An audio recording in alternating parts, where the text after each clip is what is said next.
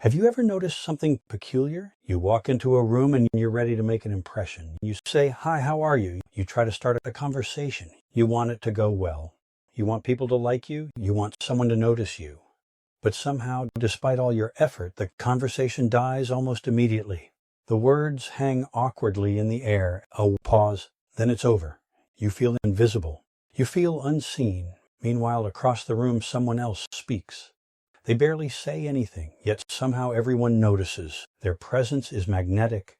Their words, though few, carry weight.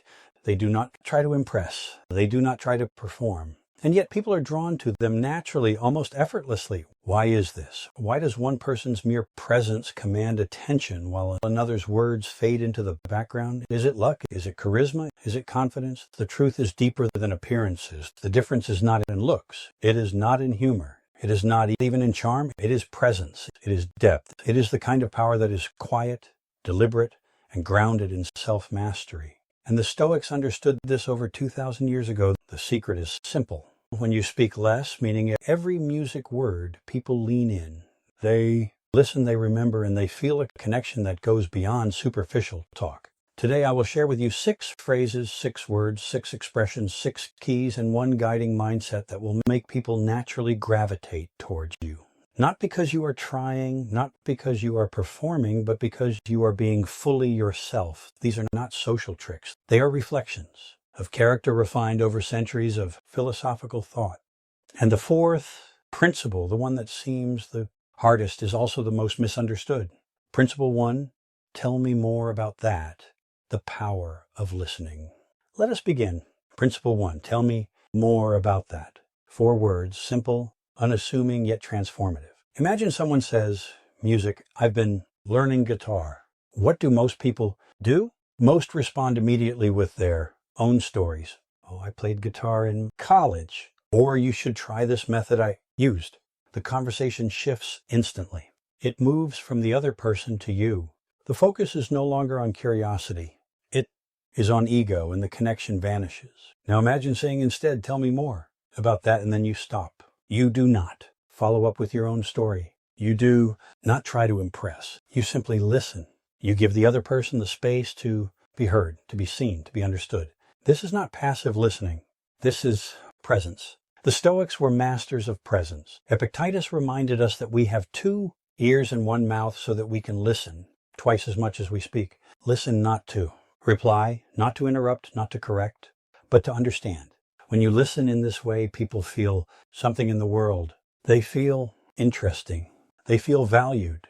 They feel acknowledged. Think about it. How many times have you spoken to someone who seemed genuinely interested in you? Not in what you can do for them, not in what story you can tell, but in who you are. That experience is unforgettable. It lingers. It creates trust. It creates attraction. And the power of simply saying, tell me more about that, cannot be overstated. It opens doors that force persuasion or charm never could. Curiosity, genuine. Curiosity is magnetic. It signals that you are not performing, that you are not seeking validation, that you are present in the moment with the other person. It says, I see you. You matter. That is how attraction is built, not through words, but through understanding. Principle 2, I don't know. Honest strength. Principle 2, I don't know. 3 words, simple, honest, rarely used, yet profoundly powerful. When someone asks for your opinion on something complex, what is your instinct to answer even if you are unsure? To pretend, to give a vague statement. That sounds informed, to hide the uncertainty. We do this because we fear appearing weak. We fear losing respect. We fear judgment. But the truth is that pretense is transparent. It is felt. People can sense it.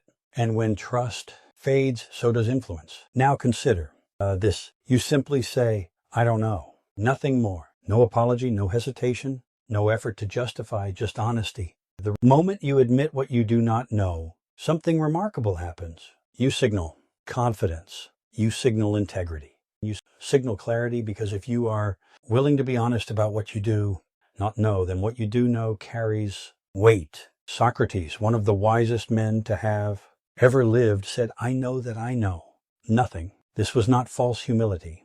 It was wisdom. Knowledge begins where arrogance ends. Those who feel the need to appear omniscient are insecure. Those who are secure do not need to pretend. Saying I don't know is not a weakness. It is strength. It is clarity. And paradoxically, it draws people towards you because it is rare. It is honest, and it is music trustworthy. In a world where everyone is performing, trying to be right, trying to impress, admitting what you do not know makes you stand apart. It signals authenticity. It signals self-mastery. And authenticity, above all else, is magnetic. Principle 3, that sounds hard. Empathy and validation. Principle 3, that sounds hard. 3, words again, deceptively simple. And yet, their power lies in restraint. When someone shares a struggle, perhaps a stressful day at work, a breakup, a failure, or a deeply personal disappointment, what is your instinct? To fix it, to advise, to compare, to offer your solution. You mean well, but here is the problem. The person does not want advice. They do not want judgment. They want presence. They want acknowledgement. Instead of offering solutions, try this. That sounds hard. Stop. Be still. Let the words settle. You are not minimizing their experience. You are not fixing the problem. You are validating the human experience. You are giving permission to feel without defending or explaining. Marcus Aurelius wrote, "Be tolerant with others and strict with yourself." Most people do the opposite. They rush to help. They rush to advise. And in doing so, they diminish the other person's experience. But true strength is gentle. It is patient. It is calm. And when you say, that sounds hard, you create space for healing, reflection, and trust. You signal that the person's feelings matter. Imagine the impact of that phrase. In a culture obsessed with performance, results, and productivity, pausing to truly validate someone's struggle is revolutionary. It builds connection. It builds respect. It builds influence, not through control or charisma, but through empathy. And Principle 4, the power of silence. Why quiet is magnetic. Presence. Principle 4, the power of silence. This is the most misunderstood of all. Silence is feared. People panic when a pause occurs in conversation. They feel compelled to fill it with meaningless words, random stories, nervous laughter. They believe silence is failure. They believe quiet signals weakness. Yet, silence is one of the greatest expressions of strength. The Stoics knew this. Seneca said, "Silence is a lesson learned through many sufferings." Those who have faced themselves, who have reflected deeply, who have mastered their own inner life, do not fear quiet. They embrace it. Think of someone comfortable with silence. In a group, they speak rarely. When they do, their words are heard. Their speech carries authority because music is deliberate. The pause before speaking tells everyone what comes next. Music matters. You do not rush to fill the air. You let silence do music the work. Silence is not emptiness. It is full of attention, full of awareness, full of presence. When you stop running from silence, you stop running from yourself. You listen better, think clearer, music, and speak with precision. People lean in not because you are performing, not because you are entertaining, but because they sense depth. They sense authenticity. They sense that you have nothing to prove, and nothing is more magnetic than that. Principle 5, I appreciate you. Principle 5, I appreciate you. Recognizing virtue in others. 3 words that convey far more than a simple thank you. Thank you is transactional. It acknowledges an action. You helped me move. You completed a task. You made a contribution, but I appreciate you. Recognizes the person themselves. It sees character, consistency, loyalty, virtue. It says, I see you. I value you. Not for what you do, but for who you are. Marcus Aurelius began each day reflecting on those around him, not for what they achieved, but for the quality of their character. Recognition of virtue, he understood, is not just kindness. It is a mirror for your own character. To see virtue in others is to awaken virtue in yourself. Use this phrase sparingly. Use it sincerely. When someone shows true dedication, loyalty, or integrity, tell them, I appreciate you. This creates a bond deeper than any transactional interaction. In a world obsessed with utility, being the person who sees others for who they are is revolutionary. It commands respect. It commands loyalty. It attracts people, not through charm, but through awareness and kindness. Principle 6, know the strength of boundaries. Principle 6, know, the hardest word and the most liberating. People ask for your time, your energy, your attention, and often out of guilt, habit, or fear of disappointing, you say yes. But every yes has a cost. Every yes subtracts from your focus, your peace, your growth. Saying yes when it does not align with your priorities is silent. Music self-betrayal. Epictetus wrote, "First learn the meaning of what you say, then speak." Every yes has weight. If your yes means everything, it ends up meaning nothing. Those who know how to say no with calm clarity and confidence are rare. They do not apologize excessively. They do not justify. They do not manipulate. They simply say no when it is necessary. Boundaries do not push people away. They filter. They repel those who would drain your energy and attract those who respect your value. Saying no is an expression of self-respect. It communicates strength. It communicates authenticity. And paradoxically, it increases the Stoic mindset behind these 6 phrases. Value of every yes you give.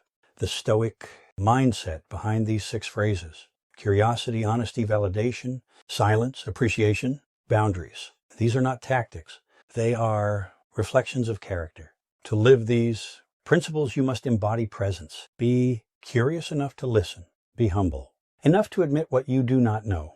Be gentle enough to acknowledge the struggles of others. Be calm enough to embrace silence. Be aware enough to see the virtue in those around you. Be strong enough to protect your own time and energy. The Stoics understood attraction is not about adding. It is about subtracting. Subtract the noise, subtract the performance, subtract the fear of judgment. When you remove the unnecessary, what remains is presence and music depth and authenticity. And that is magnetic. That is unforgettable. These 6 principles, practiced consistently, will change how people experience you. They will change how you experience yourself. You will no longer chase attention. People will naturally gravitate toward your presence. And in the quiet, in the subtle power of restraint, you will discover the true secret of connection, influence, and attraction.